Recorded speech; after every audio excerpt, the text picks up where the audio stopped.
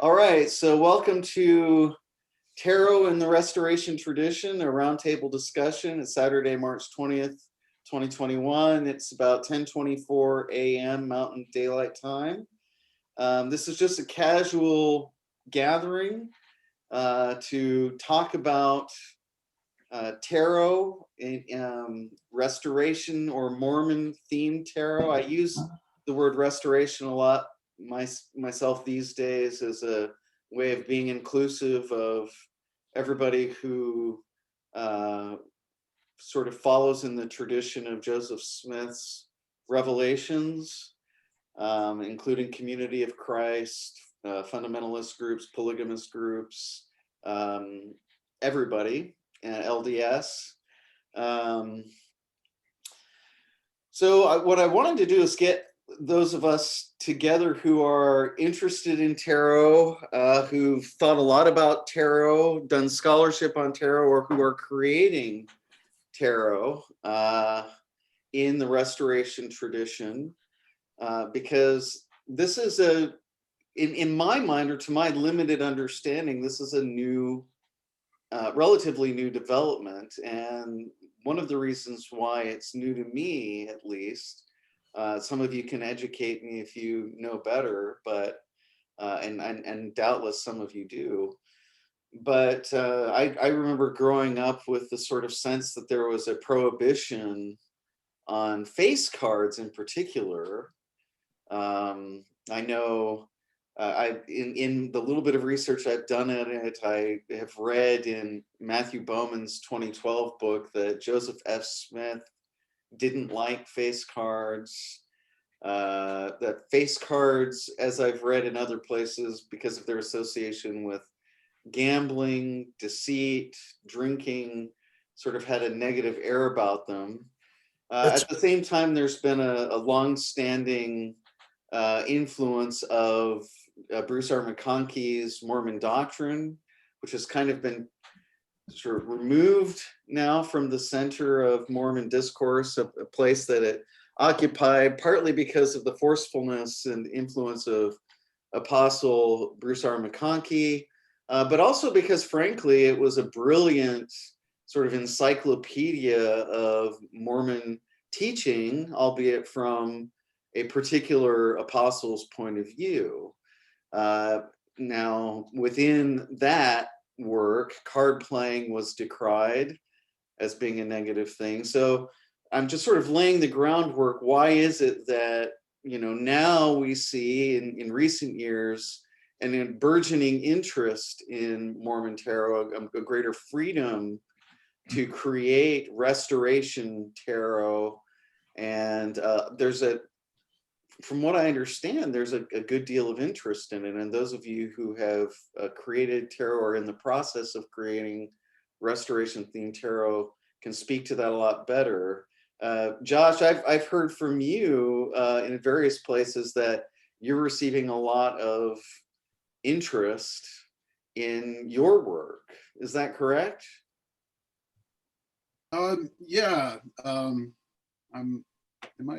just making sure I'm not muted. Yeah. There's just people coming out of the woodwork.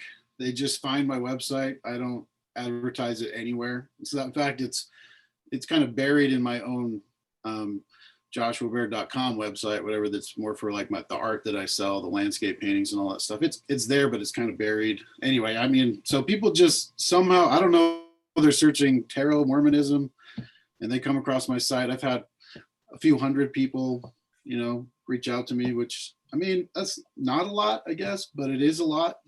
It feels like a lot because I honestly thought there'd be like 12 people that would be interested. It's a start. Yeah, we have a little pond. Yeah, there's a little pond. For me, from the very beginning, I'm making the tarot, this Mormon tarot project, because it's something I want to see. It's like, I think Jimi Hendrix was the one who said, I just make the music I want to hear. And anyway, so I wasn't really thinking about an audience, but yeah, people have been coming out of the woodwork. I have a whole list of emails and gotten some cool comments. So there's definitely an interest out there.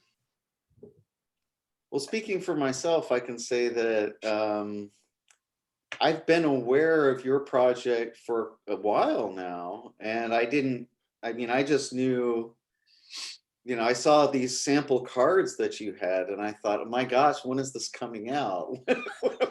when can we get it? 'Cause I've had sort of a casual interest in tarot for a number of years, but the idea that someone would actually create a restoration themed tarot really got me excited. And I found yours because you had an online presence. Then, meeting Gazelam and communicating more with Cheryl to find out that there are actually, several decks in various stages is really exciting. Very exciting.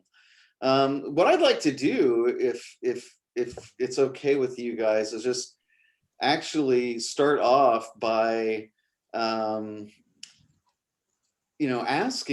the question to the group, within the restoration tradition as you understand it, and I think some of you are very knowledgeable much more knowledgeable about restoration history than I am, and particularly the sort of underground currents. What kind of history do we know of tarot in the restoration tradition? I mean, is there, because we can, now that we've kind of found folks here who are making tarot, the question is, well, is there a background to this that reaches further into the past, or is this really a new phenomenon? So are any of you aware of earlier attempts to do this, or people within the restoration community, maybe on the fringes, who really were knowledgeable of tarot and used it a lot that you're aware of? Any Sunstone presentations or other conference presentations where people talked about this? Because I haven't really run across anything. As far as I know, oh, go ahead, Josh. I was just going to say, as far as I know, Gazelam was the first person I know of to finish a tarot. And I did hear talk about it, was it another Bruno or who? It was on that Yahoo chat forum. Somebody. Yeah, Cheryl has a tarot deck. I'm the only Bruno there is. It's like Nicholas Bruno, or it seemed like there was another, I don't know. Maybe that was Nick Latursky. No, it was somebody else. No, maybe it was Kerry. Okay, so I was going to say that historically, I do not know of Mormons that got into tarot, and I think a lot of it was, the Joseph F. Smith and the leaders who discouraged face cards. And I think specifically when they were talking about face cards, they were talking about, the tarot magical kind of symbolic. So I think they stopped any kind of work in that area for many years. And the first I really know that it was even being discussed was with Joe. Kerry might know a little more about this, but what year did Joe start the Mormon mysticism group? Good question. I had been online. I had already become an apologist, so I was the old alt religion Mormon. I can't remember if that's where I met Joe, but I was on there for quite a while, a few years. And then, let's see, that was the early 1990s. 90, let's see, 2000. It would be in the, it would have had to be, it was in mid to late 1990s is when Joe was running Mormon Mystic. And that was the first I had ever heard of the tarot cards. And I remember telling Joe, I said, these don't look like poker cards or anything. Why are you so interested in these? And at the time I was doing my woodworking. I was an artist full-time. And so as Joe began to explain the symbolisms, I took right off. I don't know what happened, but I went blitzoid loony with him, and he invited me on to, we were talking email privately, and he invited me to the Mormon Mystic, and I jumped on there and made a complete fool of myself for like 4 years. But we had a lot of fun. So Joe had quite a large group of people in the 1990s who were interested in Mormon mysticism, and I think that's kind of when we saw like the modern interest in Mormon mysticism sort of took off, not only with Joe, but there are others who were interested, maybe not specifically in tarot, but just in mysticism in general. What's her name? Daughtry did some work, and just several people. And so Joe was very, very into tarot. He loved tarot. And maybe I shouldn't talk of him in the past. Part of that interest in the mystical aspects, the more magical stuff was D. Michael Quinn. Yeah. Right. And so, and that was 1987 when he published his first edition. Right. So I think that for me, at least, that book was really instrumental in getting me interested in mysticism and Mormonism. Yeah, it was a watershed. And so I feel like that was a moment when a lot of people started feeling like, oh, it's okay to look into this. So for me, not without saying that Mormonism's roots are completely founded on magic. Like with the Order of Amen, which is where the true and living Mormons, and really almost the only Mormons left since the reorganized church and the Corporation of the President's Church of Jesus Christ are no longer consider themselves Mormon.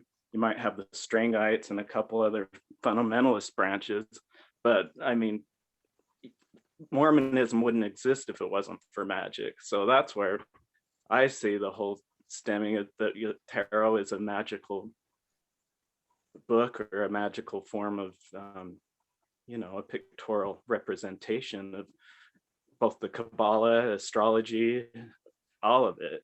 But I mean, we trace our roots all the way back to Sally Chase and not Joseph Smith. And she was our first founding prophet. So to who?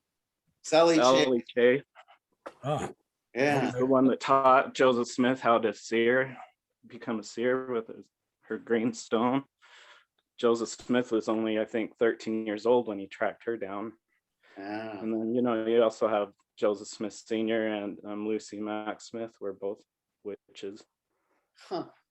Yeah, once Quinn broke through this magic barrier, it was a few years later when other scholarly approaches to the alchemy and the Hermeticism started coming out, and then Lance Owens online with the Kabbalah. Thanks to Joe and I had days and days where we spent 5 and 6 hours on the phone talking about the connections with Freemasonry, with the Kabbalah, with the tarot, and how it was all tied in. Joe actually, along with the influence of Hugh Nibley, got me looking into the Hebrew a lot more because of the Dead Sea Scrolls and all that crap. And we had a ball putting 2 and 2 together. But the thing I loved about Joe, no joke, is he wouldn't just give me the answer, that schmuck.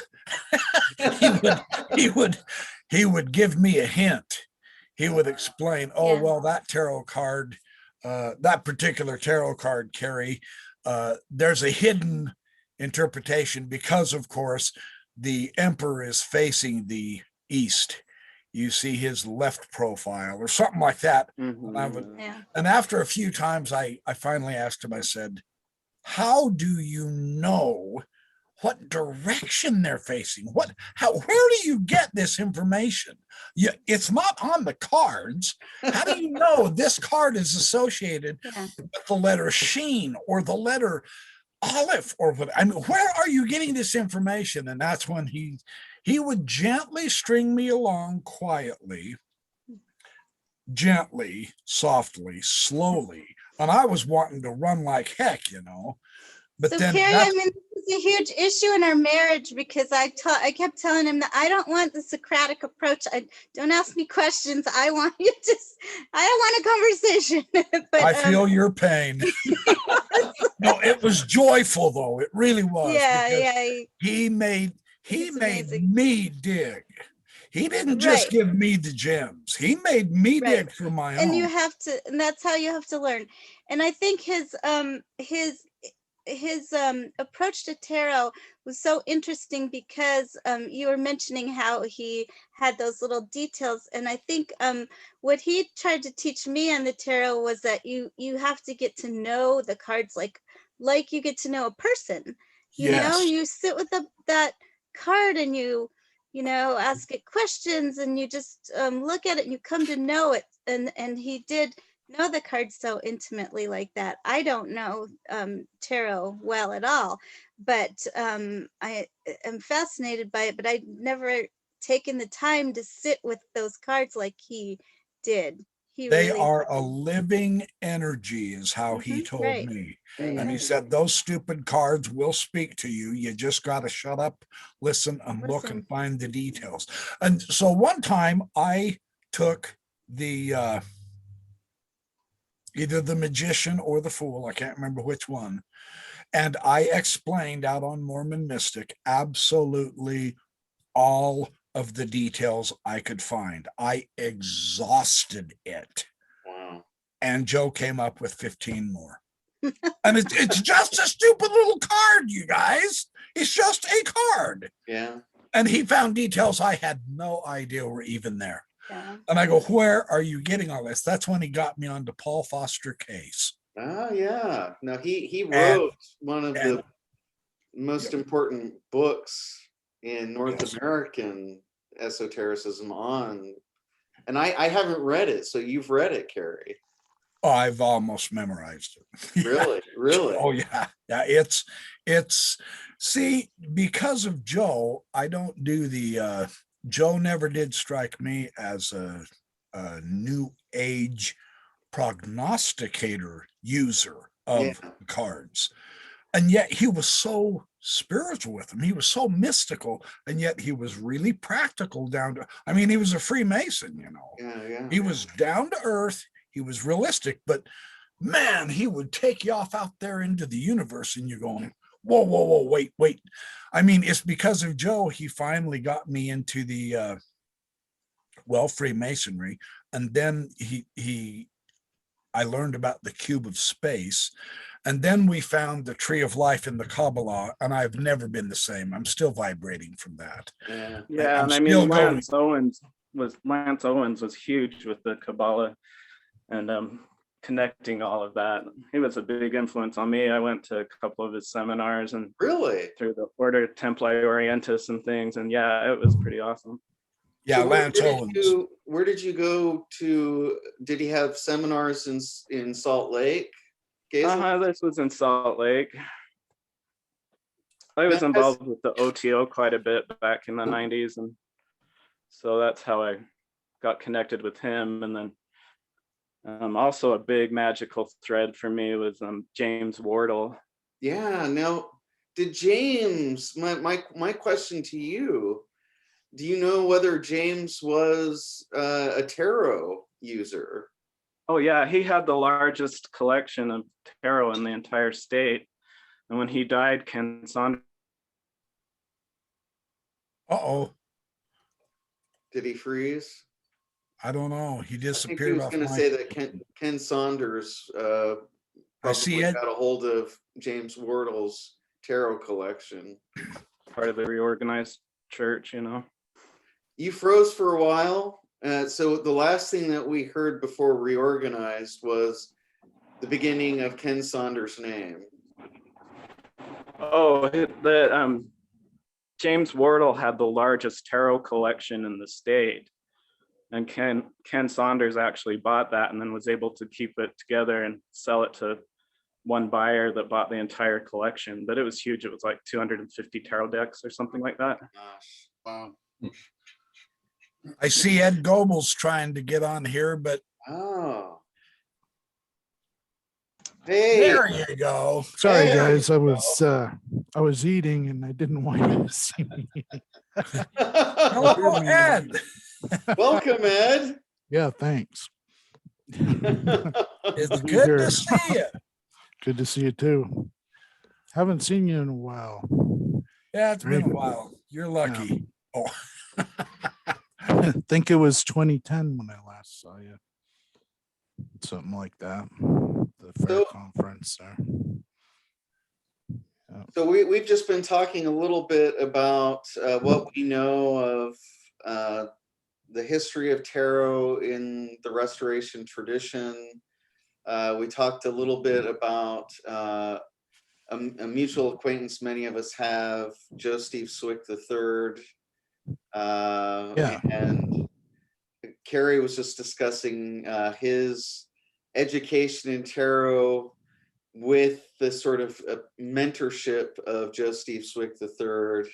And Gazelam was talking about a little bit about his interaction with Lance Owens, who wrote a lot about Kabbalah and Mormonism, or wrote some, I wouldn't say a lot. And he said he went to a couple of seminars that Lance Owens held in Salt Lake City, but then he also started to talk about James Wardle, the Salt Lake dentist. I don't know if you know him at Goble, No. but he had a huge esoteric library, and at one time he had the largest collection of tarot decks in the state of Utah. Ken Saunders, the bookseller, got a hold of these and sold them as an entire collection to a single buyer, and that's what Gazelam just told us. Now, I hate to keep this pushing along here, but what I'd like to do now is kind of go alphabetically and ask some questions of our tarot makers. And I think the first person I'll just go alphabetically if that's okay.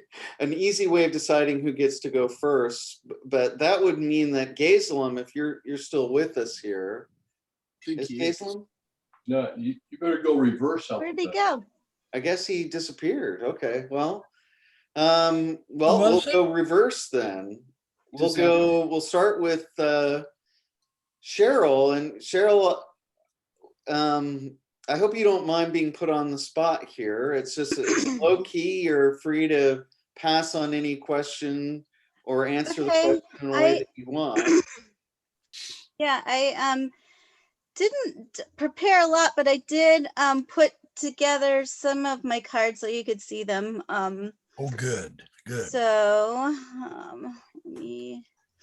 it looks like my screen sharing is disabled. Can you give me screen sharing? My gosh. Huh. Do you have them? You can just hold them up to the camera, maybe? No, I don't have them as cards. They're just electronic. All right. So you should have the ability to share now. I just changed it. Okay, I do. Okay. All right. Oh, there we go. Nice. Okay. So I'm gonna start with the major arcana, and this is my Fool card. You put Joseph Smith as the Fool? Of course. And he's diving off into the unknown. So I'm really influenced a lot by the Rider-Waite, so I'm putting that right up next to it so you can see that I have the sunstone there instead of the sun. Oh, excellent. And beautiful.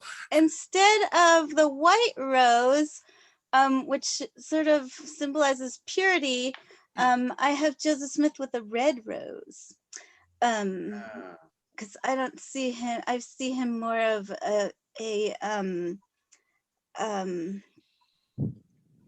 like a rascal prophet, Joe would say. So there's his a loving prophet. The red rose is for love. So yeah, and he's got his Book of Mormon in his hand, instead of the staff with the little Mhm. packet. What is that called? A little bag. Satchel or something. Bindle. Yeah. Anyway. The Yeah. wallet. Case calls it the wallet. Yeah. Oh. So instead of the wallet, he has this Book of Mormon.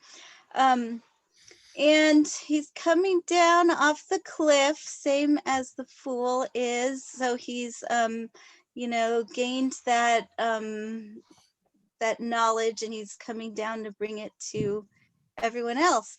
And instead of the little dog we have in the background, someone jumping off the cliff. So I think that he really jumped off into the unknown. Joseph did. And That's pretty cool. That's pretty see cool. anything else in there that you have What's questions this about? what's this white leaf at the top? What is that? So I don't know. It's been a while since I did this. I don't know what I had in mind for that. Okay. But also, the Fool has the white underclothing, and I thought that was interesting that Joseph has the same, I just used Yes, a picture of very him, but he good. does Yeah. have the white Excellent. under. And So there's a what lot more I could add to that. I mean, I love the up in here where he has the Tetragrammaton. tetragrammaton. I'd love to add maybe something like that. And there's Yeah. lots I could do with that too still. Can you straighten out that horizon so the ocean doesn't look tilting? No, it's supposed to be, and you'll see in my cards that a lot of my elements are off center or askew, and that's like purposely. Oh, So yeah, okay. so you'll see that. Yeah. So let me go to my next one, which is the Magician, and here we have John C. Bennett. With his And then tomatoes. there's the Rider-Waite. And so John C. Bennett has, instead of he's holding up his diplomas.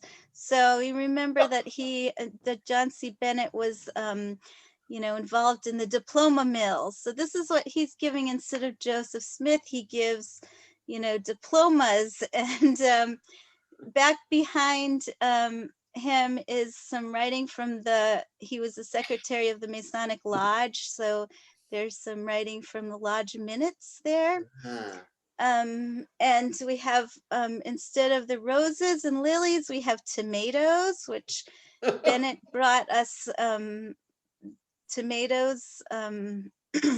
He was the first one to make it okay in the United States to eat tomatoes. They were regarded as like poisonous. So through his influence, they became really popular in the United States. Like the Johnny Tomato. Uh-huh. Johnny Tomato tea. The evils of the Nightshade family. Yeah, right. So I like the pool table. the pool table instead of the magician's table. And so it seems to me John C. Bennett was kind of playing a game of chance in Mormonism.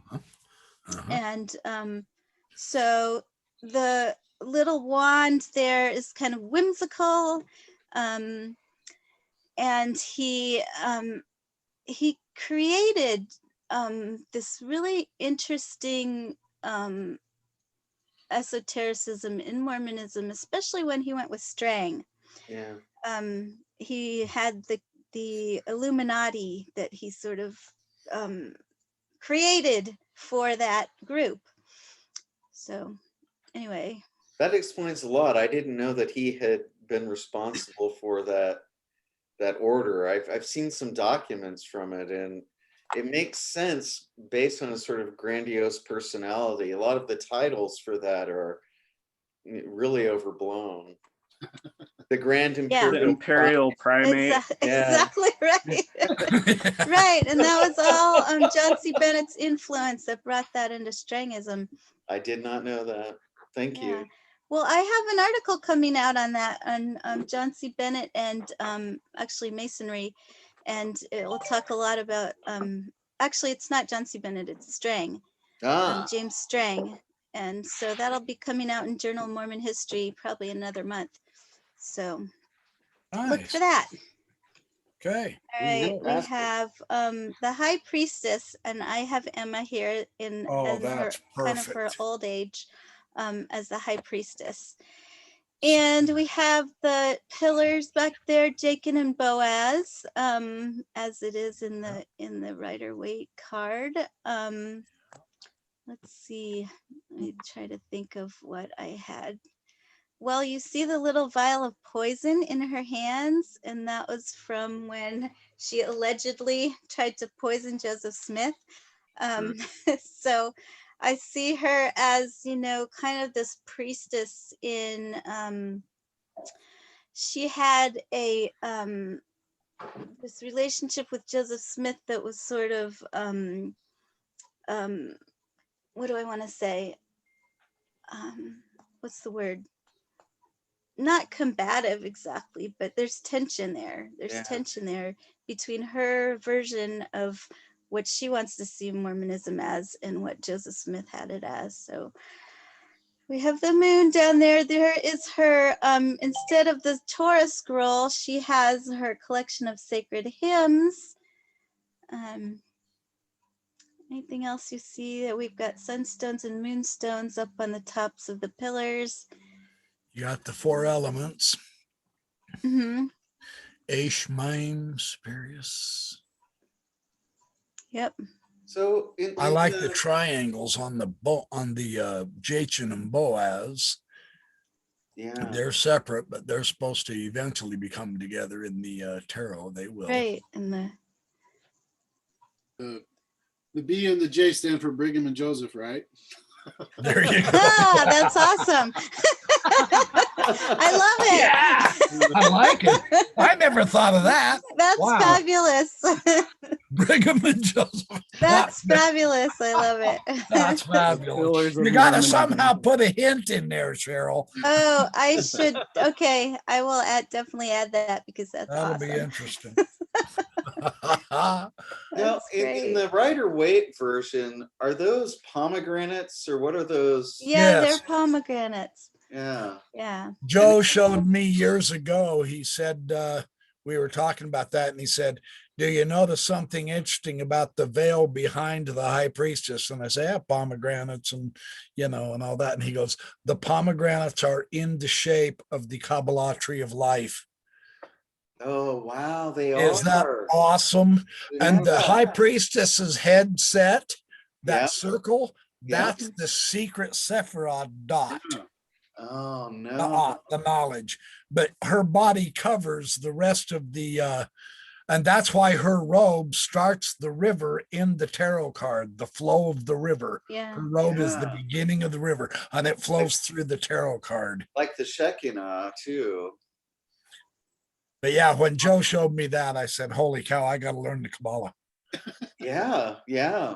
But her crown is the Mot Egyptian goddess as well. It is. Ed would, Ed. And what was the significance of that, Ed? The Mot. Why would Waite have put the Mot crown on her head, do you think? Well, as I understand it, Mot is justice and equality. Oh, that's perfect. That's perfect. Very interesting. But she has the book of knowledge in her lap, which is the book of the law, knowledge. Yeah. Book of the law. So what the particular form of the cross? Huh? The cross on the high priestesses, it almost, it's not quite, but it's close to having its arms being roughly the same length. Like it's probably Cheruth, the centered Sephiroth. Oh, okay. Okay. Very good. That's the crossroads or whatever. Fantastic. Yeah. When the at the bottom, the central pillar with that pomegranate above the high priestess's helmet, and then her crown, and then the cross is the next. I do believe that'd be Tiferet. And then down right, it follows the chakra system. So just below the Torah Sewed at scroll her in her feet. lap would be the next Sephirah, and then the Malkuth, the kingdom, would be down here by her feet where the water is flowing. See, And I mean, the imagery there is spectacular. no, I had read recently that Malkuth is also doubled. I mean, it can also refer to the Shekinah. Is that true? Absolutely. Yeah. And the throne, it's the throne. And the throne, yes. And one of the esoteric secrets of the Kabbalah is that, and Joe used to tease me with this kind of crap all the time. He drove me crazy. I love the guy. He would say, yeah, Malkuth is Kether, the top one. I said, no, it's not. It's down there at the feet. And he goes, that's right. But the end is in the beginning, and the beginning is in the end. He said, there's an esoteric secret. Why don't you go check that out? And I'm still checking it out 20 years later. Why don't you Like go you're check talking that out? about the quill post. The quill posts are the tree upside down. Yeah. And that's a critical issue. I love your background on this, Emma. Yeah. Cheryl. That's really awesome. With the different alchemical, the 5 alchemicals above her head like that. That's pretty awesome. So she was, I think Emma had a lot of depths that we've never plumbed yet. So even with, our recent interest in her, there was a lot there. So Hey, what's your next one? okay, so here's our Empress. Okay, so there's your Egyptian, Kerry. So yeah, she's like, to me, a symbol of femininity. So I have the goddess figure up there on the top, and the moon, and the symbol down here, the female symbol down here. Now, what does she have in her hand there? Is that the Book of Mormon, or is that supposed to be like the Egyptian, the work that he did, the Egyptian papers? I don't know. But I know that it does say Book of Mormon on there. Book of Mormon. If I remember right. But I know that she was very fascinated by the mummies, and she had charge of them and kept care of them for a long time. And so charge you a dime to look at them on the way out. Yeah, she'll charge you for it. Are you I really like how the mother goddess figurine up here above Lucy's head. The Empress in the weight version is pregnant. She's getting ready to give birth. That's why she's dressed in that kind of a dress. So is that why you put that mother goddess there? No, I mean, I didn't think of that, but that's a great correspondence. I love that. Thanks for seeing that. Well, go ahead and say you meant it deliberately then. Yeah, of course I meant it deliberately. Yeah, of course. Well, when you're doing esoteric work like that, a lot comes out of the subconscious, and you have to just let that come out, flow. And then sometimes you don't really even see it until someone else points those kinds of things out. So, okay, my first impression is that's not the moon, that's Mars because of the color. Is that because you put a moon of the eclipse? It is Mars, or it is the moon? No, I don't know. I thought it was the moon, but I thought it was Venus. or Venus. Well, the nice thing is it's an astral body. It might be good to keep people guessing. That's what weight did. There you go. I thought it was the image of Venus that they got when they did the because of the Willendorf Venus. Yeah, there you go. Yeah, that's true. Even better. That's good. That's good. Very good. Yeah, it's good to leave it. It is. Okay. Absolutely. So in the water in the background, I have the Mississippi River with Nauvoo in the background. Oh, nice. That's kind of what's flowing behind her. And you can also see the path that's going to the river. Yeah, excellent. So excellent. And trees. Trees. So, yeah. All right. That's really cool. That's nice. Okay. let's go on. Okay, who is this? I sort of had to cheat and put his signature there because I didn't know if anyone would know that was Thomas Ford unless I told them. So that is cheating. I probably shouldn't have done that, but that's Thomas Ford. And so we have Illinois, we have the map of Illinois. He's governing over, he's, emperor over Illinois. And there's the Capitol building, another, his scepter is the judge's mallet. And then we do have this orb here, because I think Thomas was sort of tuned into Mormonism, even though he had a rough time figuring out what he was going to do with the Mormons, but I think he kind of got it in a way. So I don't know. He's got that red chair throne in the background. Yeah. Why the blue hat? Just that's another kind of whimsical. A lot of my cards, their crowns will be very whimsical. Okay. And I don't know. I like it. Yeah. So you're trying to tell us subconsciously that you don't take authority very seriously. That sounds like you know me pretty well. You must be married to a guy named Joe Swick. I didn't know today was going to be a peon to Joe, but I'll have to tell him. Okay, so then we have the Hierophant. And I really like this card because, and I didn't do them all, so we're almost done here.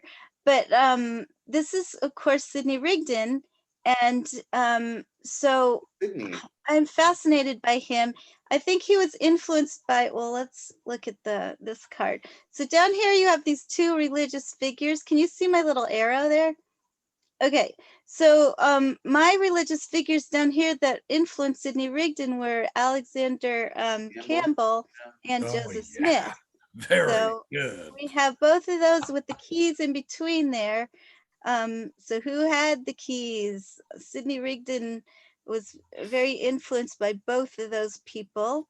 Alexander Campbell has the roses and Joseph Smith has the lilies. Again, you see the two pillars. Okay, so this is, I think he was really disturbed by what went on in Missouri with the Danites. So, because he was a very peace-loving person and didn't like the vigilante justice. So that's why I put this one hand has peace instead of this symbol right there. And then we have his cross over here in his other hand. And then my headdress for him is an Indian headdress instead of the like popish kind of crown here, because of his influence in preaching to the Lamanites. And then we have the Iron Throne from Game of Thrones back there too. Sort of went with to me. Oh, and here's the temple ordinances. So he never quite, got that temple. He never got to the point where the other apostles did with the temple ordinances, and so it's sort of something he aspired to but never really got.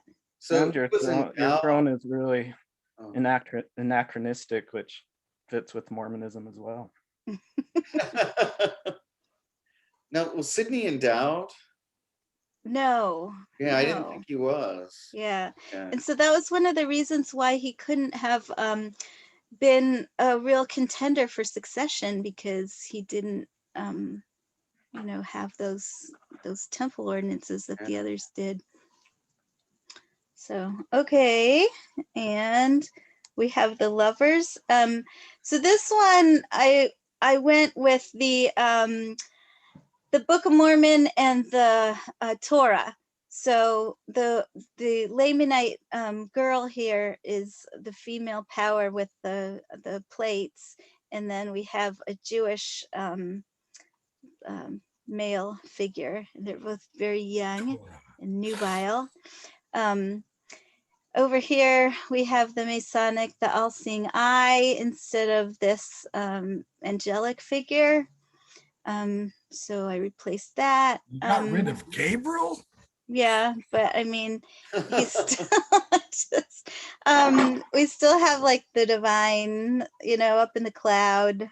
And then over here is your tree of knowledge of good and evil with the snake. And then over here, you can't really see it behind her, but this is the tree in Lehi's dream. Oh, very good. Oh. Nice touch. Yeah. I like the Lamanites and the Jews, and this is the lovers. That's very good. That's way good. I would have never done that. See, that's why you're the one doing these and not me. You and Mormon Tarot. Okay, so here's my chariot, which is of course your pioneer hand cart is our chariot. It's awesome. And we have the Sphinx figure is the Joseph Smith Sphinx from the what's that place called? Gilgal. Yeah, Gilgal in Salt Lake.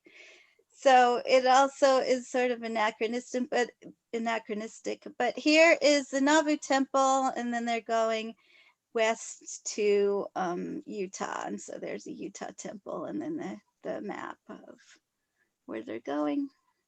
That's really creative. That's awesome. That is awesome. Go to, okay, so now I'm skipping, but I really did like my Wheel of Fortune, so I'll show you that one.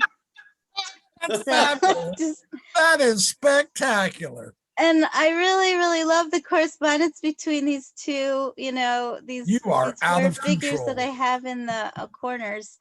Yeah. So, oh, that's fabulous. Facsimile 2 is the wheel. Holy cow. And then we have Joseph and Hiram. So yeah. Okay. My devil is W.W. Phelps, and always the devil. He is fiddling people away into their chains, and the chains here are the chains of polygamy, which here are the men and here are the women. So the women in polygamy, and I like this, you know, this fire burning. It's kind of with the, you know, the sexual tension and the lust and everything is the fire. Yeah.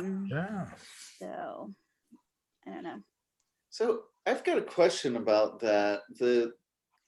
Now on the Rider-Waite deck, you have this devil holding the torch down.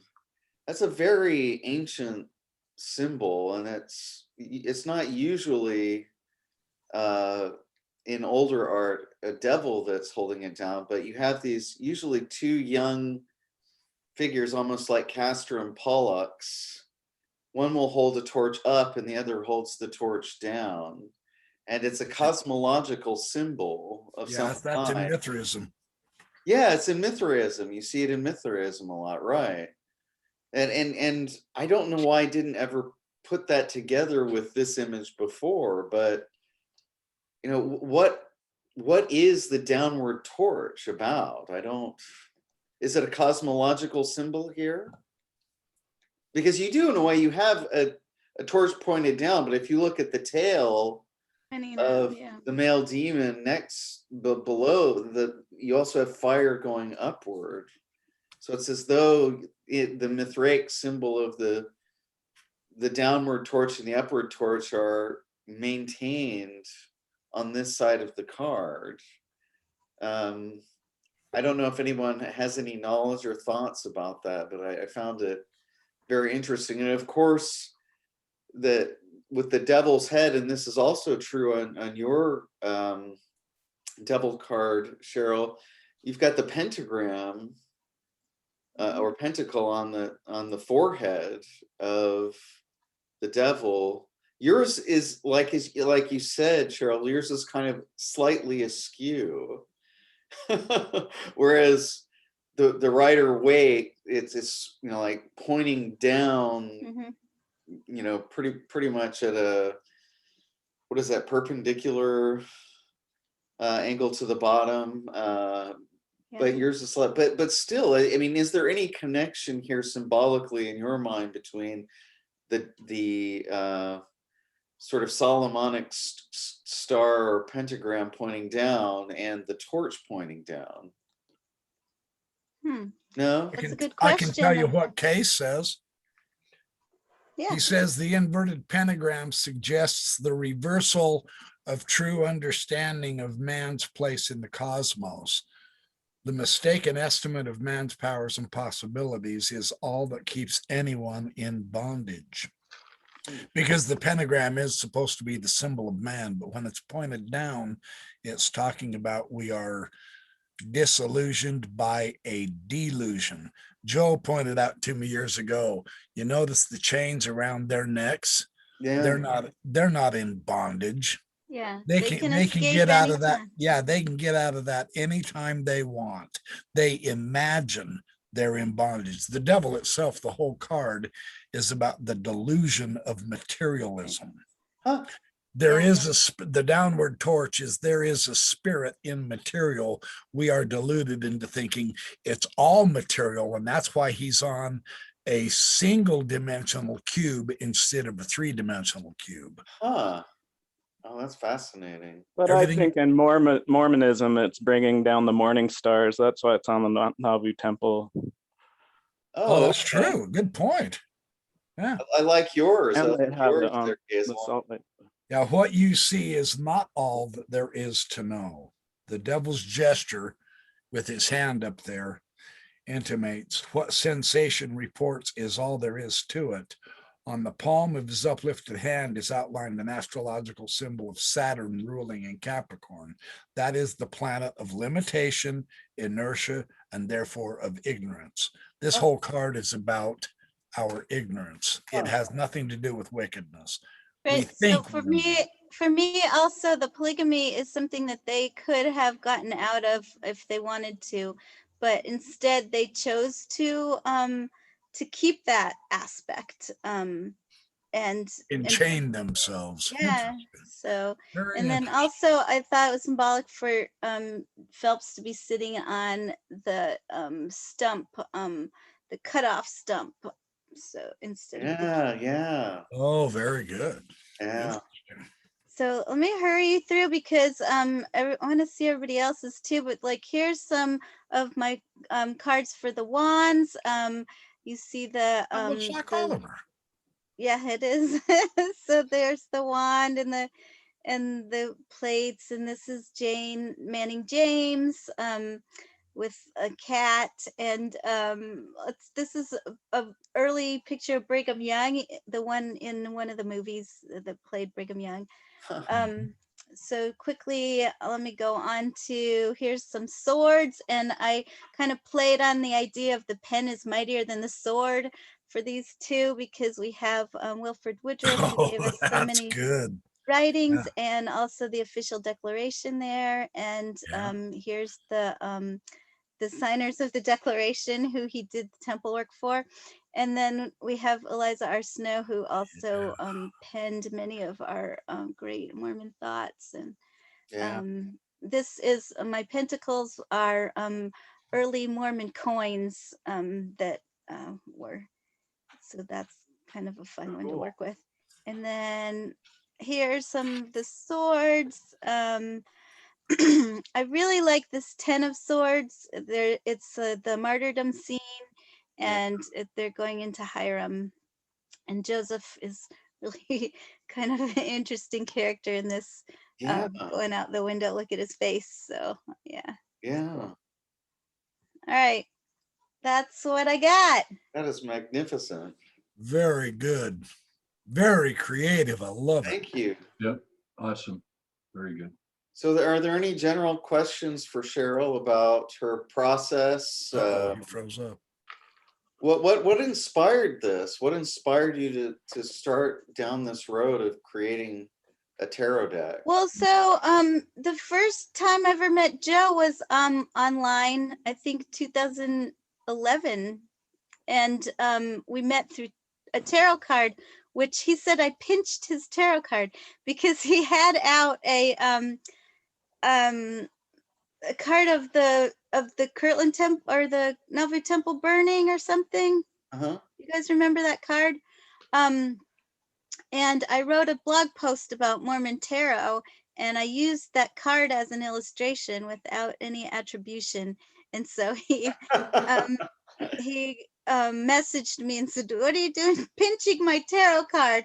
And that's the first time I really kind of had this personal interaction with him. So tarot's been in our relationship since the beginning, and so that interested me. And then also I've been influenced a lot by Gazelam with his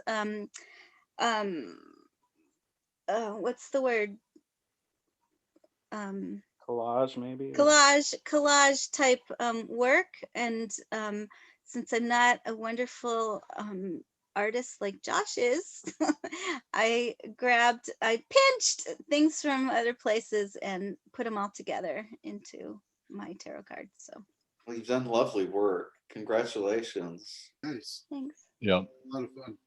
I enjoyed that. Do you have any plans to produce them, or? Well, I don't think mine is probably producible because I do use things that probably I would need to get permission to use. So so I don't know. Not with collage and art. As long as you change something over at least 7 different ways, then Interesting. you can claim it to be your own. And that's not that much. Yeah. So we'll see. I don't know. Maybe in the future. I'm not quite done yet, so I'm still working on those minor arcana cards. So Okay. Well, we look forward to updates okay. in the Facebook group and in other places. Thank you so much for sharing them. Any other questions? Okay, so let's move forward. Joshua, I know you're on kind of a timetable. Since you didn't know exactly what to expect, did you have images you wanted to share, or another way you want to handle talking about this?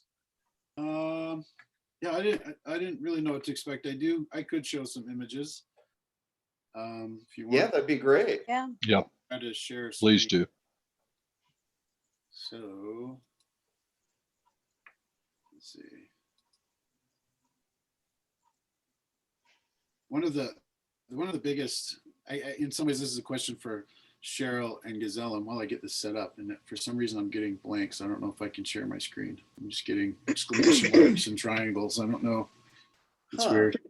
But is there, if there is a standard or like a canon, or what is the foundation that you build your tarot deck on? You know, like, I mean, you know, the Rider-Waite is a very common and popular deck, but a lot of people disagree with some of its aspects. And so even below that foundation, what's the foundation? Is it Kabbalah? Is it numerology? You know, where do you, you know, does that make sense, my question?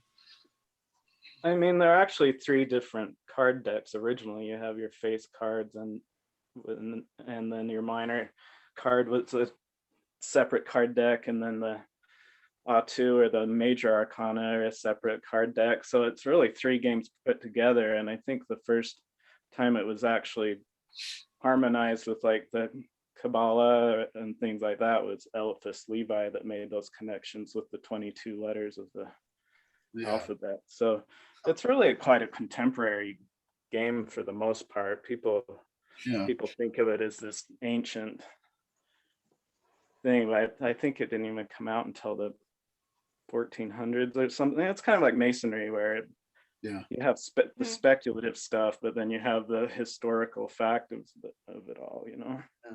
Yeah, it's like Levi's is the alchemist of tarot. He turned Taroki into tarot, I guess, in a way. I mean, I don't know. I don't know how you think of it, but it's like I see tarot as a moving target in a way. It's just an evolving form, and I think that's the tricky part of creating a tarot is what is that, bedrock level that to build it on, and there kind of isn't one in a way.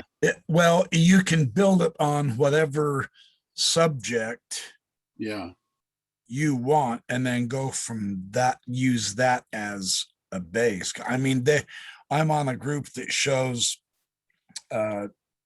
dozens of new tarot decks every week, and some of them are based on the rainforest.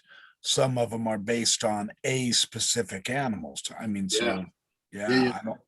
So in my mind, I'm not being able to share my screen. I don't know what's going on, but I'll just along this kind of thought, I think there are kind of there's thousands of tarot decks out there. I think there's very few pure tarot decks that are like, the cards are empty vessels, where you can really impose your own subconscious, ideas into them, because they're so anonymous and genderless or whatever. There's this one that just came out, the Somnia Tarot, where it's like John Claude and Christo made a tarot deck. Everybody's covered in sheets.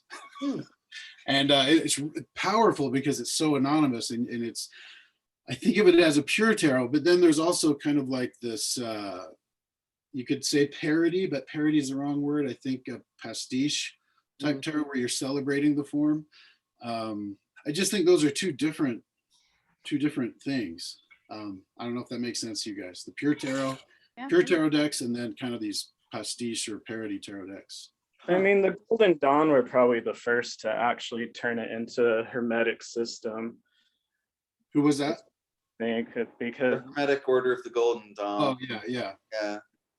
That were kind of like a theosophy type of concept, where they were trying to bring all religions to the one true religion and find those correspondences, like the power of myth or James Campbell type of concept, Yeah.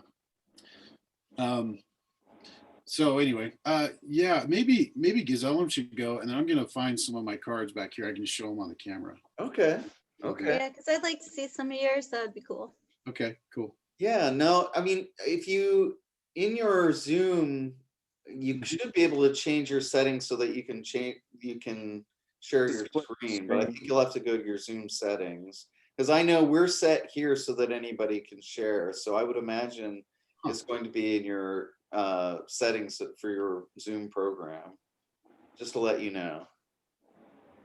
Okay. Oh, I think, you know what, let me know if this works. There's a number 1 up in the corner, right? Maybe I've never had a problem with this before. So no,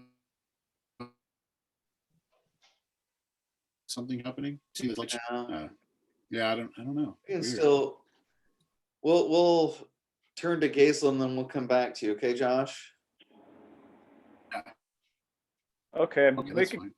I have a lot, so if we need to move back over, I was hoping to go to the Shannon Flynn thing today too. Okay, well, share what you can and what you want to. Okay, I know we'll just start and move through it quickly. So I originally started with the tarot doing the first major arcana, which I have as 23 cards because I have the wild card. But my first tarot deck that I did in the late 90s, I guess, were actually an acrylic deck that I painted on these canvases. So this would be the Aeon or Judgment. I have my High Priestess here. Beautiful. Little tough to lay out on a card table, though. It's fun to go out on the back lawn and lay them out. I've laid them out on the lawn. Those are awesome. This is the alchemy, or I guess it's called temperance in the traditional deck. This is my world or universe card. Look at you go. I like the double-headed eagle. Thanks. I like Yeah, so more of those. my Mormon Endowment Tarot, this will most likely be the back side of it. So I also have the Joseph Smith Sphinx and the Sunstones, and let's have a couple more. How many hours do you have in that Mormon Endowment one, Gazelam? The tarot, well, I finished it probably 15 years ago. Oh, okay. 15 years ago, but probably 2 years or something. Wow. It's all hand cut, so no Photoshop. It's all done with. This would be my wild card, which is the 23rd card. This was my emperor. I mean my hermit. I only put a couple aside just to. Of course, my son card. Very nice. Wheel of Fortune. You're showing off. That's what you're doing. Those I are beautiful. to accept groups like this. My magician. I have a little Pumbaa down here for the Brazilians. Okay. And then this is my tower card. Oh, I love it. The lightning out of the eye. Yeah. That's a nice touch. Very good. These are based on the Thelema deck. Okay. Interesting. Just to put together. I like your prayer circle on your carpet. My prayer circle. My little pillars. That's my Masonic apron. So you've got a full hexagram, huh? Full ritual space there. Yeah, this is the talisman. This is interesting because this is based off the Book of the Law. The goddess Nuit describes herself as the red circle and the center of the star, which I think is pretty interesting with the Mormon connection there. My banner in the east. That's my golden rod. Got my. Do you belong to a Thelemite lodge? No, maybe as a Minerval degree, maybe. This is my copper plates. Oh, those are beautiful. My magical toad. Oh, I love it. This gets a little Harry Potter, but I have my magical weapons, my cups, my dagger, my wand. I know Nick wouldn't show his because of his superstition, so that's why I kind of busted these out. My disc and a Urim and Thummim. But yeah, I guess we go to my actual endowment tarot. I just set a couple of them aside to kind of break it down, but I have them in this little binder I made for him. That's a beautiful binder in itself. Let's see, open it up here.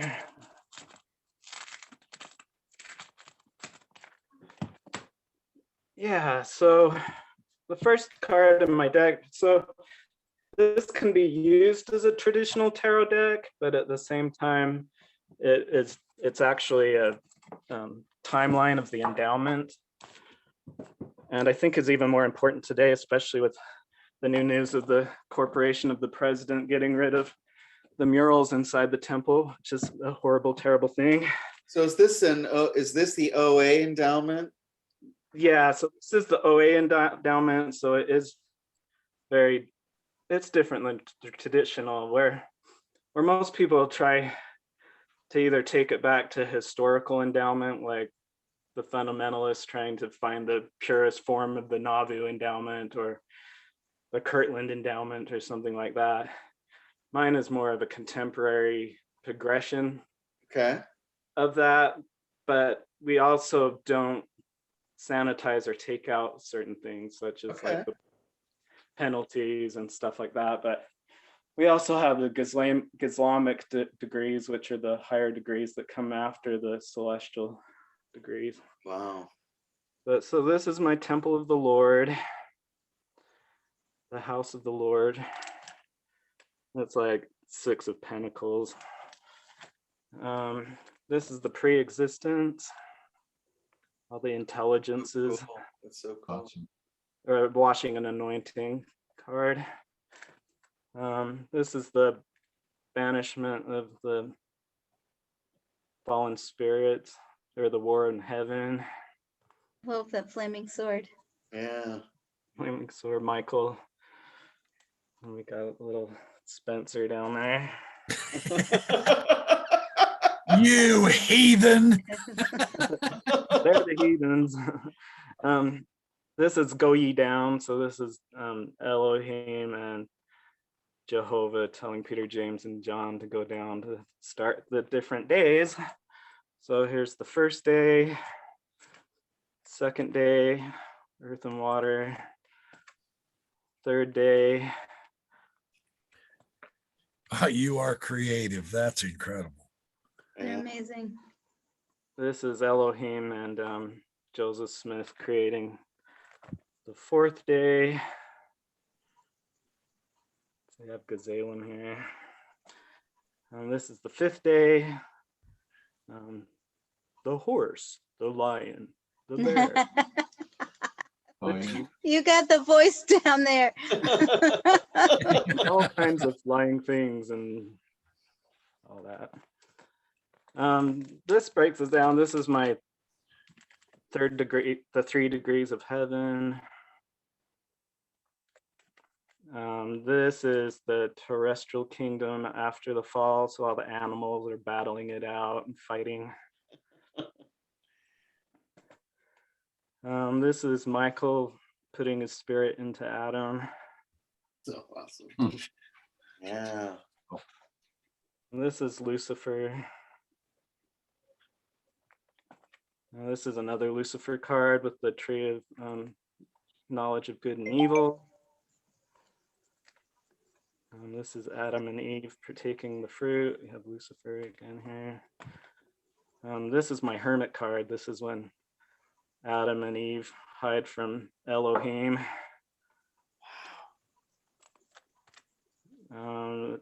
This is the enmity. That spirits will come down and possess Adam and Eve and popes and priests and all that. This is the tree of life. And this actually represents when the green the fig leaf apron, and then we have Lucifer's apron, and then this is the true Gazelam. I want to look at these for like gaze at them for an hour each one. Yeah. One day hopefully that'll be possible. Yes. So this is the true apron, or the Gazelamic degree with the lion grip and Oh yeah. faculties of Abarak. This is the angel with the flaming sword protecting the tree of life. Adam and Eve banishment from the paradise. I love it. The children. That's perfect, dude. You can't do it better than that. That is an awesome touch, man. All the menacing things coming from the paradise. paradise. Yeah. Wow. Yeah. Yeah. This Nice. is the law of Elohim. This is when they have to swear to the law of Elohim. This is my Elohim, so you got the Easter Bunny and Santa Claus kind of stuff going on. I was trying to trump Elohim is the Easter Bunny. I never would have put those together.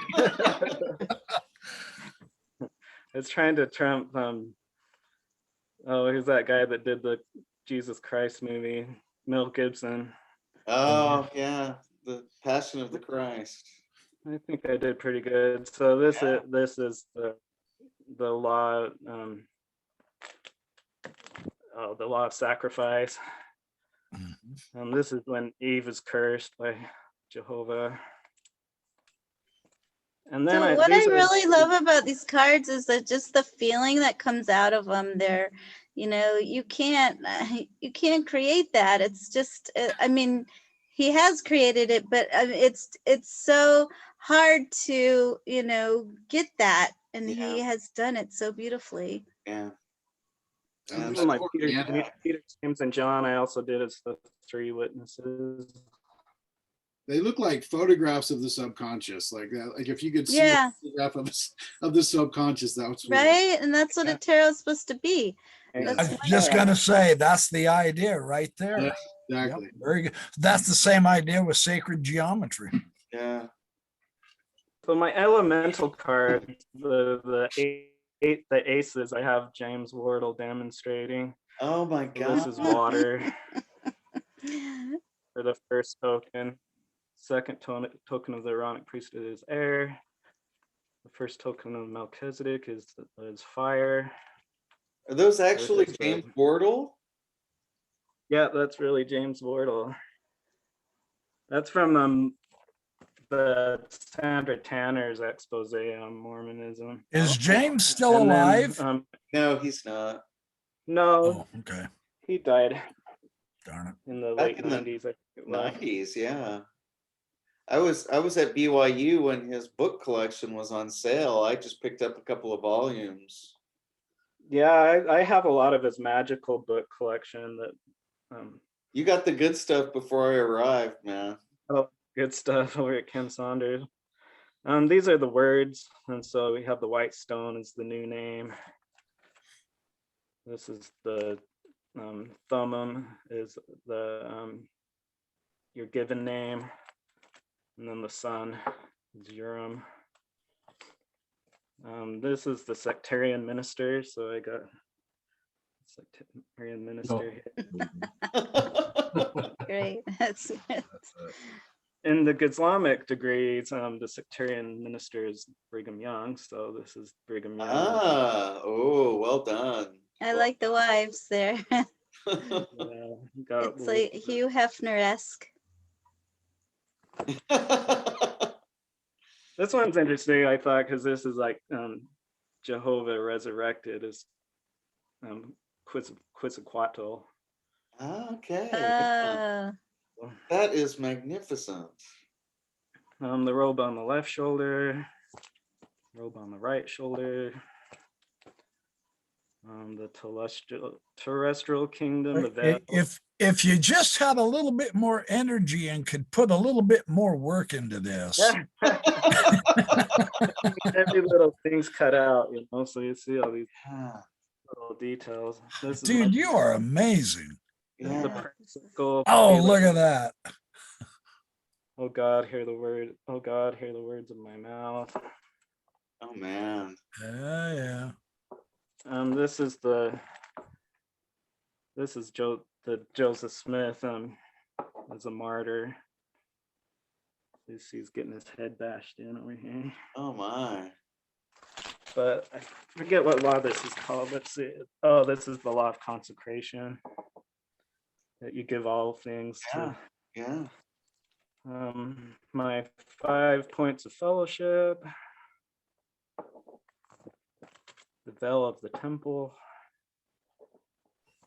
which leads to the celestial kingdom with Elohim. Beautiful. Yeah, celestial room in the right after the veil, you have inside of the Salt Lake Temple. So right after the veil, you either go to the celestial kingdom or outer darkness, depending on what you're judged for. This is the secret combinations. Well, Master Bush, Maypon. was that George Bush in the bottom? Yeah, George. You should have had Mark Hoffman in there somewhere. Yeah. Still president, so that shows you how long I've had it. Yeah. This is the Master Mahon card. Oh, cool. This was actually printed as a cover for Salt Lake Magazine, Salt Lake Underground Magazine. So there's like 60,000 copies of that going around somewhere. Wow. I'm almost done here. This is Take your time. my moon card, Flosi from the Book of Abraham. Oh, Flosies, yeah. Ed knows something about that. This one's by Inges Goshandosh, one of the Grand Keys. This is my collab card. This one was the Obelish. Another Grand Key. Yeah. Kaiv Varesh. Ivan Rosh. Yeah, Kaiv Varesh. Ka or K? What do you think, Ed? K-E? There's no way to know. Kaiv Varesh. You can I just don't know decide the Dominic what you really. want it to be. And then my good Gazelam is the Magician. I've seen that one before. I love that one. That one too. Oh man. That's the Show one it that's again. featured on Yeah. the Parks thing. Very good. Very good.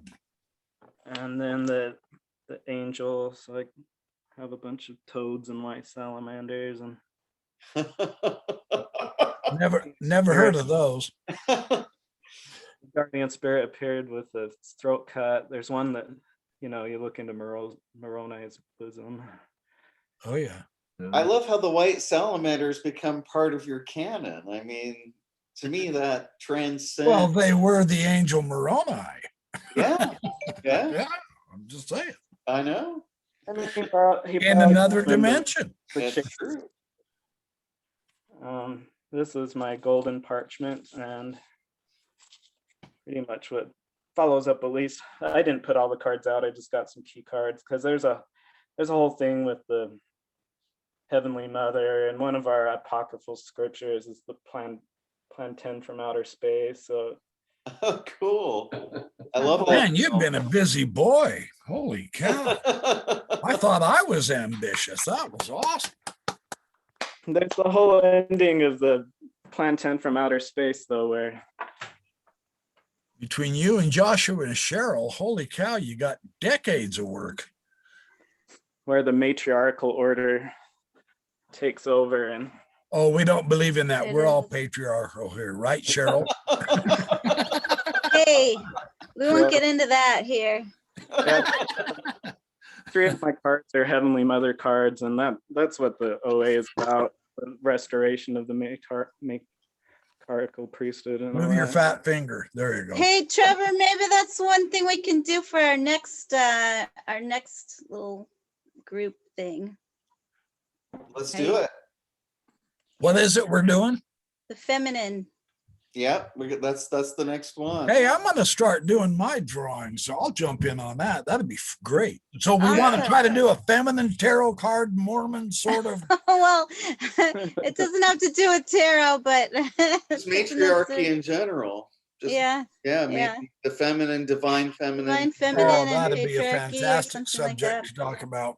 Did you guys know that the hieroglyph in the grammar and alphabet of the Egyptian language that's used for kolob is the feminine?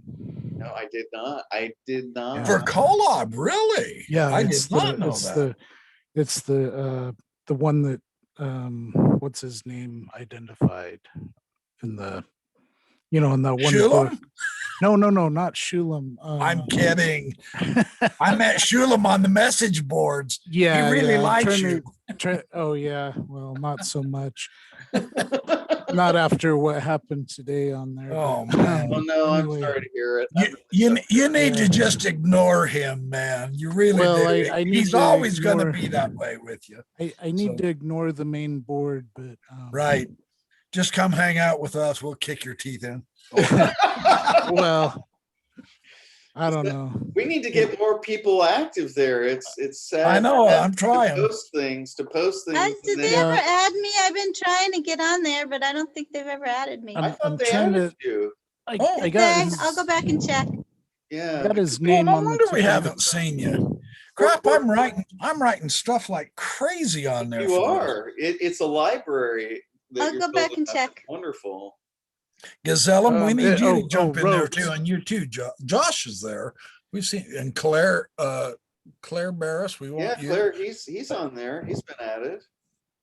Yeah. He's on the board? But I need to go in and Yeah, but I have been reading, so I need to do that. Yeah. Well, you need to post too. Yeah, yeah. It was Rhodes that did his transcription of the Hor Papyrus in that one publication.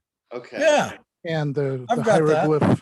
hieroglyph in the Egyptian alphabet and grammar that Joseph Smith identified as Kolob is the seated woman hieroglyph. Okay. Wow, that's I awesome. And did it's not know. got a visual kind of affinity to the thing in the facsimile too, you know, that's got the seated dual god, you know, in Yeah. the center. The crap you learn when you get That's together with fabulous. close friends. Oh yeah, Yeah. that is one thing I forgot to show everybody is I did Oh, you take showed me a the picture of this. This is magnificent. I did take the Reformed Egyptian and then correspondence with both the Deseret and the Hebrew alphabet, so that will be incorporated into my card deck as well. Oh, that's wonderful. There you go. Yeah, you got to have the linguistic with the pictorial. Leonore Leet is huge Yeah. on that. Yeah, yeah. So I had to get my seer stones out in order to translate, you know, Reformed Egyptian, but first time it's There been you done go. since. Did you make that quilt too, Gazelam? This is my mother did this. That's beautiful. It is beautiful. Pattern is called the drunken walker, I guess. Oh Walking yeah, yeah, walker. yeah. Yeah, so That's excellent. Well, yeah, thank you she's so really much, talented. Gazelam. Yeah, thanks guys. Well, this was wonderful, and I think now we need to have a separate session on this session. But before we do that, Josh, were you able to work out? Yeah, I got some cards I can show you. Awesome. Okay, excellent, excellent. Yay. Sorry about, I don't know what's going on with my Zoom, but Well, that's all right. Hold the First one- cards on. first I just want to say that it's really cool to see your ideas, Cheryl. Like there's so many cool concepts in there that, you know, I've thought about these cards so much, you know, started in like 2012. So it's just, it blows my mind to see these other perspectives that are like, wow, yeah, that's really interesting. And then about Gazelam, one of the things I was just, I feel like when I look at Gazelam's cards, they're so organic and they're so, they like the cogs and the gears in my head just melt and weld together, like in the conscious part of my brain. Yeah. And it just like pushes you into your subconscious, you know, and Yeah. there's something super cool about, I need like a week for each of those cards. Anyway, but yeah, way cool. Anyway, so I have a few just like cards.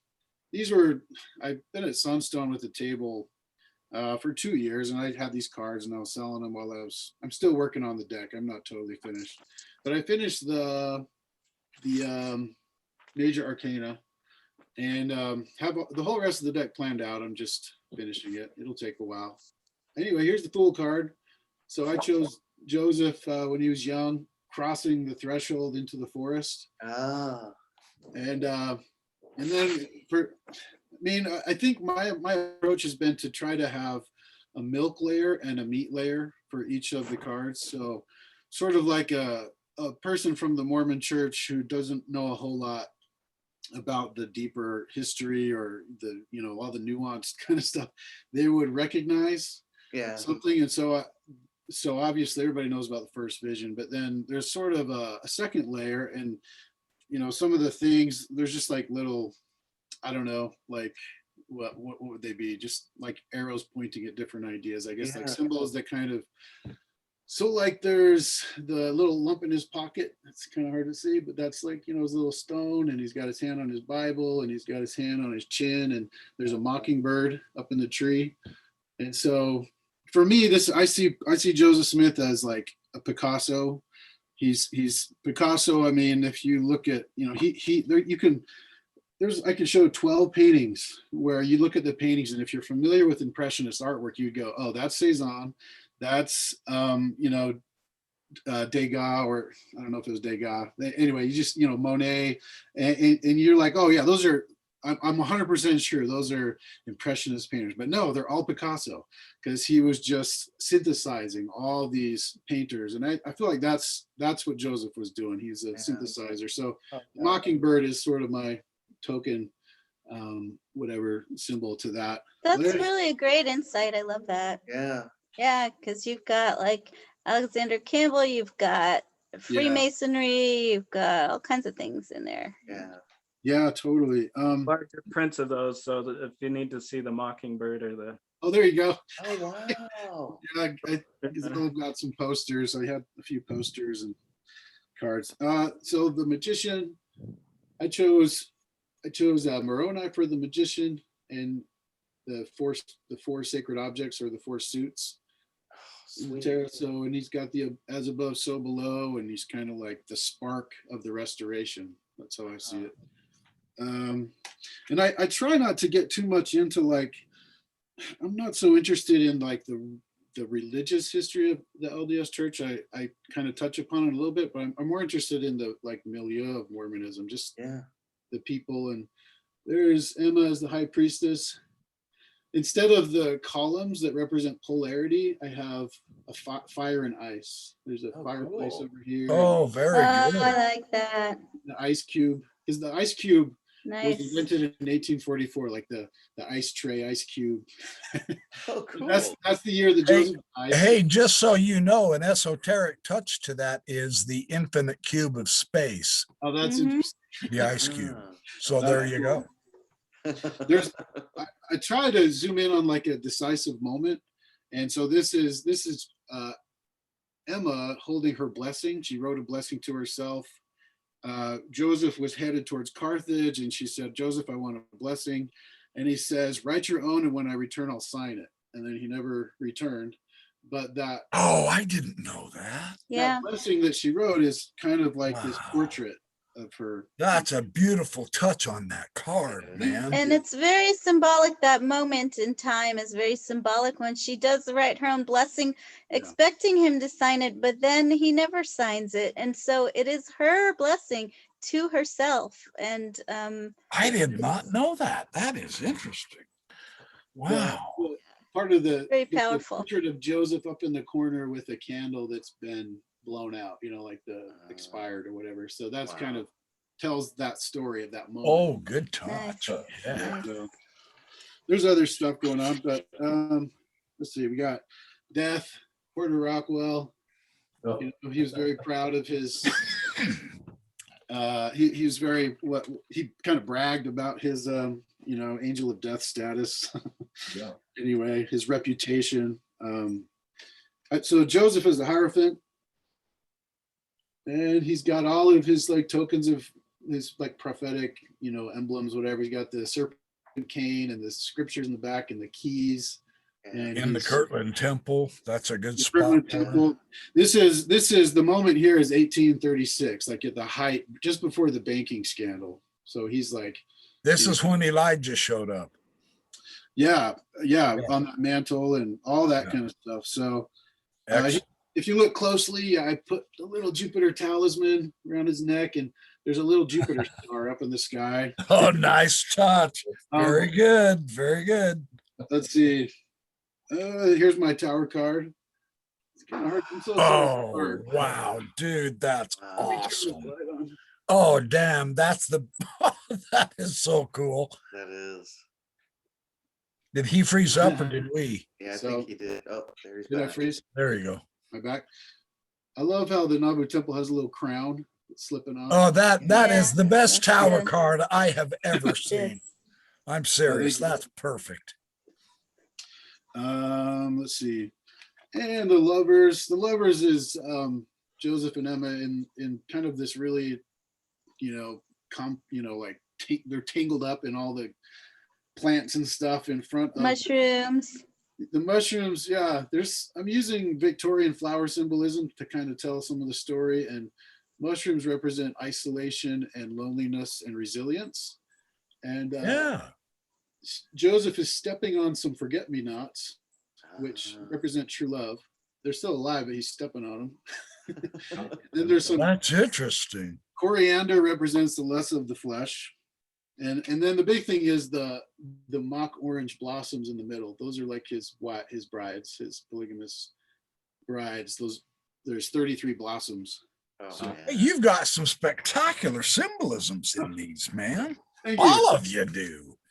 It's You guys so the are lover's card is kind of, for me, it's, it's not about love so much as it is about choices and stuff. And a lot of the old Marseille tarot have a man choosing between two women, and so the other female is the church.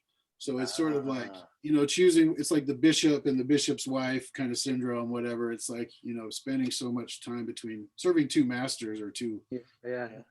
Anyway, that's that. And have just a couple more of these cards. I don't have them all printed out, but this is the Judgment is Moroni.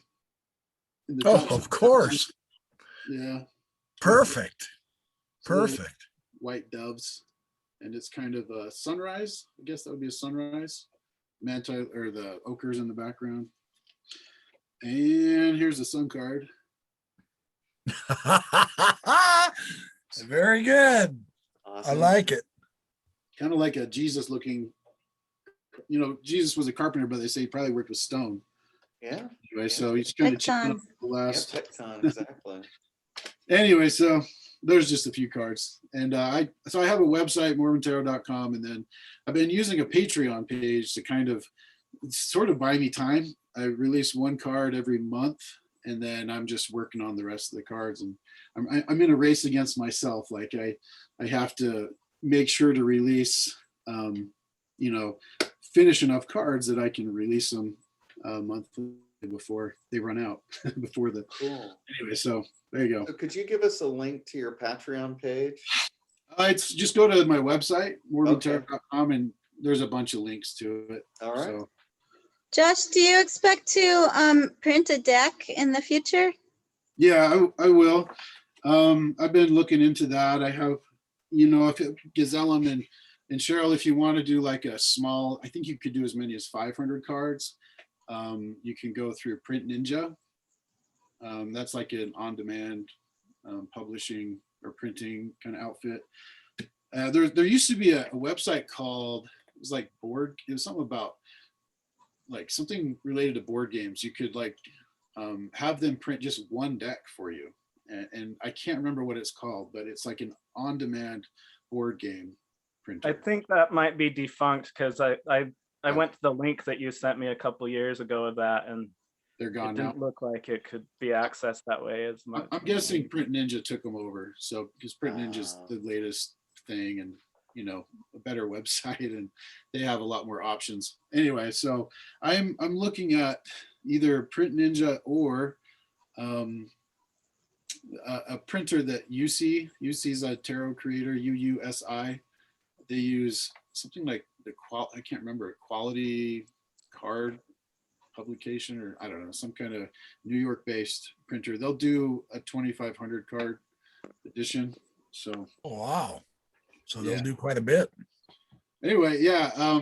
Ken Sanders is like really stoked about these cards. He keeps asking me when I'm going to be done. I'm like, it's gonna be a while, but my thinking is that I'll probably, it's like Method Infinite. It's almost done. I know. But I like the idea of just selling them through just my website, and then maybe having some decks at his store. I'd love to support him. I know he's been struggling, so. But I guess I'm open to selling it in some other bookstores locally. I think that. Anyway, but yeah, that's a ways off. I would like to finish in 2 years. That's my goal. But man, life gets in the way, and it's really hard. It does.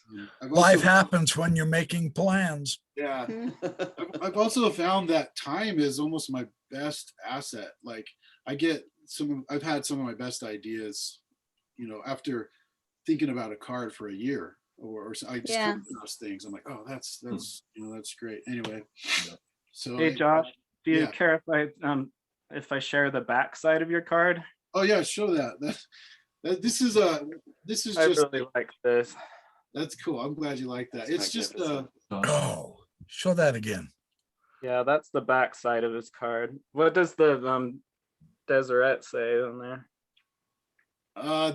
That's Deseret Alphabet, and it says to embrace all truth whence it may. To embrace all truth whence it may. It's based on, Joseph Smith said, the first grand fundamental principle of Mormonism is to embrace all truth wherever it comes from, whatever. Yeah. I always said it. So Oh, for wow. me, I've always liked that idea. And in some ways, the tarot is sort of a challenge to that idea. That's kind of, It sure is. it is, right? It's kind of like, why not tarot?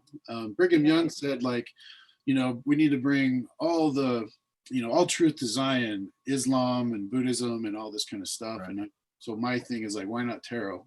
Exactly. Yeah. Exactly. I also love Joseph Smith's comment, by proving contraries, truth is made manifest. Yeah. So that's exactly why tarot. Yeah. I've actually used that on some of the scholars at BYU. Yeah. Yeah. I truly have. I've said, here's why I look at tarot. Why don't you? I love it. Turn the tables. Cool. And that's And in the the history of the backside is church. one of- That's in the history of the church, volume 4. I mean, that's Yeah. in the history. That's Yeah. Joseph Smith saying it. Yeah. To come up with the backside of the deck too is one of the most difficult things. So that's why I love this It back. is. Yeah. I love the Big Dipper in there too, and the 2 moons. That is a really cool backside of the deck. It's kind of like a mock-up. I mean, I might change it or adapt it or, push it a little farther, but, Sure. like the Salt Lake Temple is an astrological Absolutely. calendar. It's a zodiac. And Yeah. so I've thought about doing something related to that. Well, it's like Nibley said of temples. It is to get your bearings on the universe. Yeah. So, Yeah. I mean, that Big Dipper pointing to the true north and all that's perfect. Yeah. Salt Lake Temple is a lunar zodiac with all the phases. Yeah. Yeah. Yeah. Yeah. I don't think Yeah, the Ed has done a lot of studies about some of the ancient alphabets, the different Chinese and stuff that's really kind of fun to read. You guys, we got to get you guys all involved in that. This site we're at right now that Trevor started, it's a private area. I mean, it's not the public message boards at all, and it's an invite only, but man, we can spread our wings and talk like crazy and share absolutely everything and anything. So we need to get all you guys hooked up there, and then you guys start telling more of your friends. But Yeah. I expect to see every one of you there every day posting 6 posts a day. No pressure. No pressure. there's some cool stuff on there. Oh, So it's a lot of fun. It really is. It's fun. It's a companion to the Facebook page. I don't know. I think they can't be in the same place. I don't know. Yeah. Just because it's a longer form, you can have longer articles or whatever. Yeah. Right. They're both great, though. I appreciate you guys setting those up. Well, thank you. Thank you for coming, and thank all of you. This has been wonderful. I appreciate everyone taking the time, participating, sharing your wisdom and insight and knowledge, and seeding our next event's main theme, which will be the divine feminine in esotericism in the Restoration tradition. We can talk about the timing. I don't want it to be too long. I mean, maybe, I don't know, we'll decide according to our schedules. Now we know that Sunstone is coming up in the late summer. And I'm sure there are other conferences, and we want to time the next event so that it doesn't interfere with any of these other obligations that you guys may be having on the horizon. When is the Sunstone call for papers? Is that deadline already passed? I think it's still coming. I can't remember the date though. It seems like it was in April.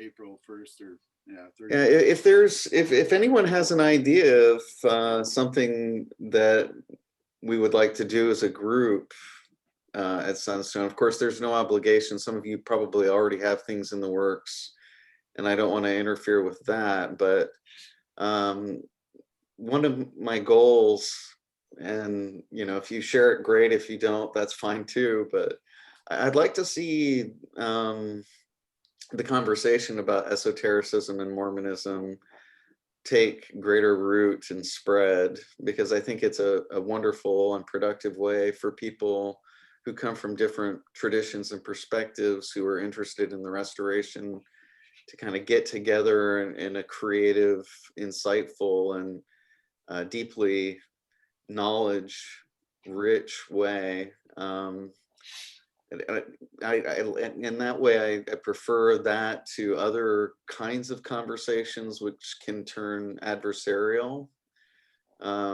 We represent right here a lot of different points of view, and yet look at us.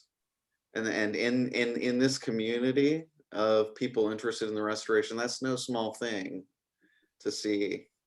It's a lot more common, you know, online particularly, to see people battling it out and getting angry with each other. And it's too bad in a way, because I think we have so much that unites us.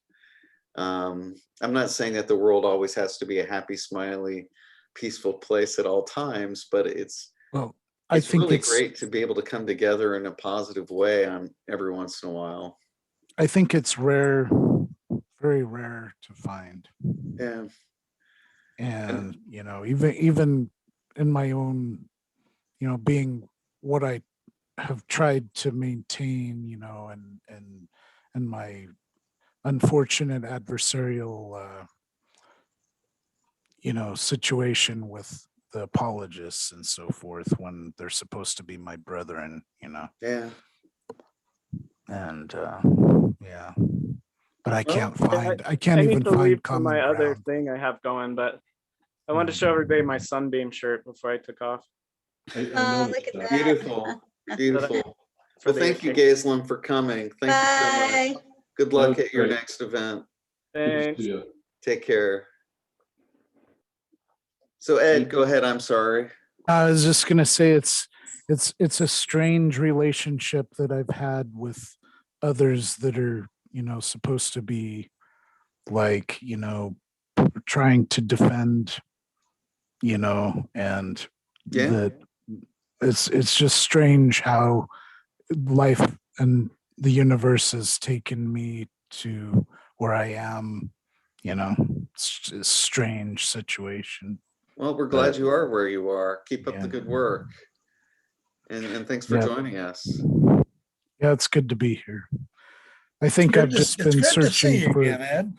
Yeah, I guess it's kind of like, you know, I guess the best way to put it is being in the middle of so many things, you know, kind of not quite this and not quite that, has kind of made me a part of nothing over time. Well, you know what I mean? The good news is the esoteric doctrine says you're a part of everything. So yeah. And we're all interested in that here. So you found your home. Yeah. I feel like just being a part of something where there's more acceptance of just being human is, you know, is a nice thing. Yeah, I agree with you. I long for that same kind of, I think that esotericism and the restoration are all about exploring our humanity and in the larger framework of the divine and the cosmic, and however we choose to think about it. Yeah, and not to dwell on the apologists, but you know, I think the only point I wanted to make was that to be really a part of them, you have to really subscribe to their or you have to be in lockstep, I guess, you know. Yeah, I've had that. I felt that way myself. I'm sure Kerry can identify with that very strongly. Oh boy. But that's the beauty. We won't force you to think like we want you to think, unless of course we really want you to think like we think. Yeah. We're here to have fun, learn, and enjoy each other's company and head to the stars, man. We have no choice. There you go. There you go. All right.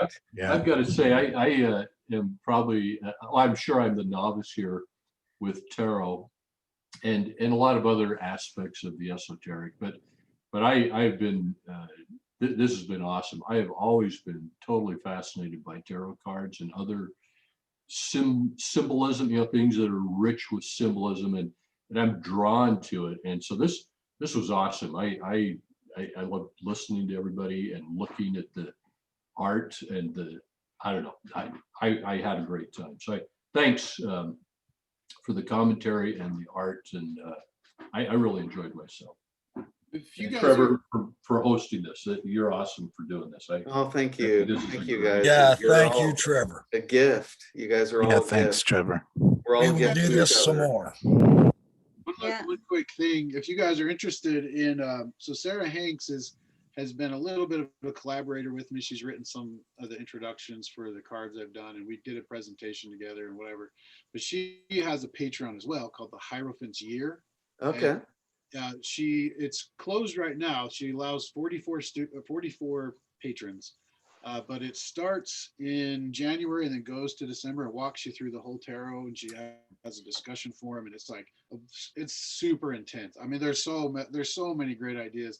Her understanding of the tarot and her writing is so awesome. It's awesome. The most brilliant writing I've come across. It's up there with Rachel Pollack and stuff. She's Mormon and she's a tarot reader. You can find her at Cottonwood Tarot.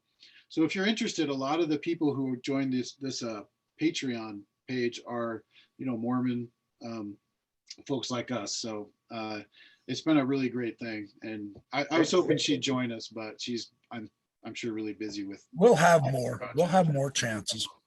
Anyway, Yeah. I just wanted to put that out there. So check her out. Thank you. Sarah Thank you Hanks. for sharing that.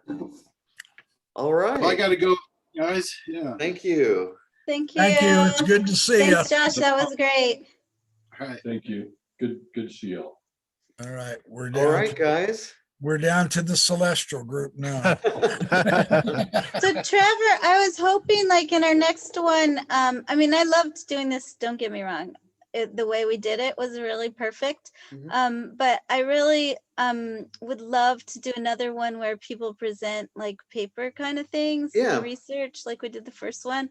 That was really awesome. Let's do that with the divine feminine. Let's say we each do a paper and we take 6 minutes to present an idea or something like that. Well, then I'll do collab in the divine feminine. That would be really There you cool. go. That would All be right. cool. Yeah, I like that idea. Yeah, I mean, Cheryl, if that's how you'd like to do that one, we can certainly do it that way with formal papers. Is that what you're suggesting? And then we can present it all on the website forum. Yeah. Put the papers up on the forum for us. Yeah, we could do that. Yeah. Yeah. That would be Let's do it. Yeah. All right. Paper on the divine feminine. I'm writing it down right now. Awesome. Very good. And we'll meet again this Friday. It'll take me a little bit Whoa, longer. we all have other projects going on too. We'll talk about it on the Facebook group. We'll get the conversation going about when a convenient time. How many do participate on that Facebook group? There are about 40 of you, something like that. 30 of you, 20? How many? Probably more like 20 and about a dozen who participate.